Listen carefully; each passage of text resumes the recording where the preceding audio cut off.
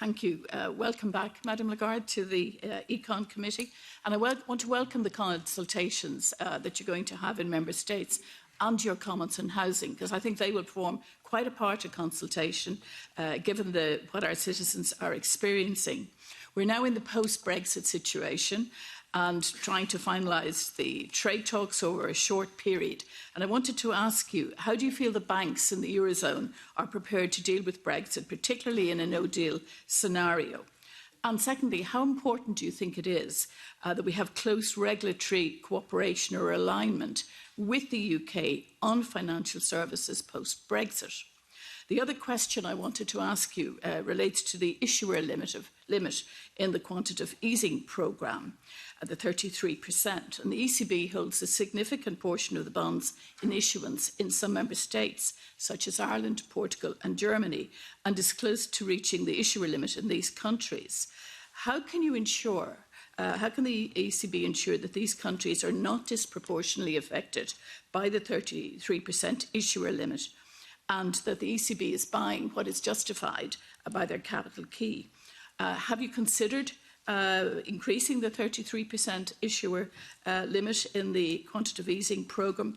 Or could I ask you, are there circumstances that you could see arising where you might consider removing that limit or changing it, perhaps some adverse circumstances, either in an individual country or across the Eurozone, Euro area?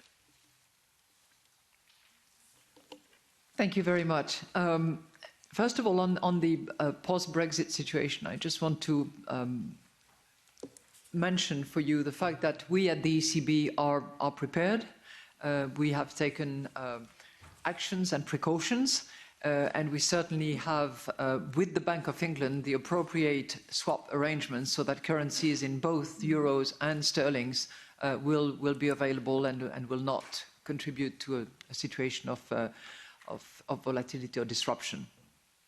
The banks themselves have been reminded over and over in all corners of the euro area to anticipate, to take their precautions and to be prepared for what might be in December the settlement of a relationship that will affect trade predominantly, because the financial regulatory issues and the banking issues are separate from the trade negotiations that are happening at the moment.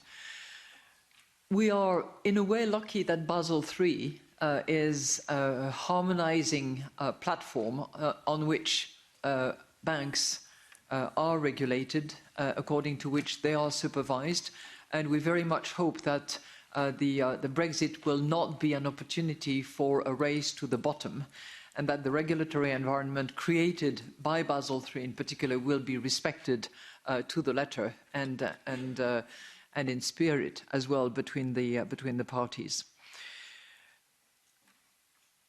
The close relationship that had been built over the course of time will be different. Let's face it. As the UK has decided for Brexit, it clearly cannot be the same relationship. It cannot be business as usual. Equally, I believe that because of the intelligence, because of the information, because of access, I very much hope that we can continue to have a good arm's length, but good and solid and deep relationship, because I think it is in the interest of the euro area to maintain that relationship. On the issue of quantitative limit, clearly, we have to respect the proportionality. We have to respect limits and keys as they apply and as they are resulting from principles that have been approved.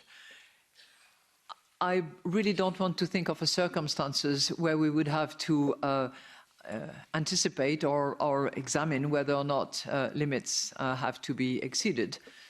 But I would say que sera, sera, and we have to face any circumstances and deliver on the mandate that we have under those circumstances. So I don't want to put myself in that particular moment at this point in time. I hope that our policy will be so efficient and the fiscal authorities will be so receptive as well that we will by all means avoid such a situation.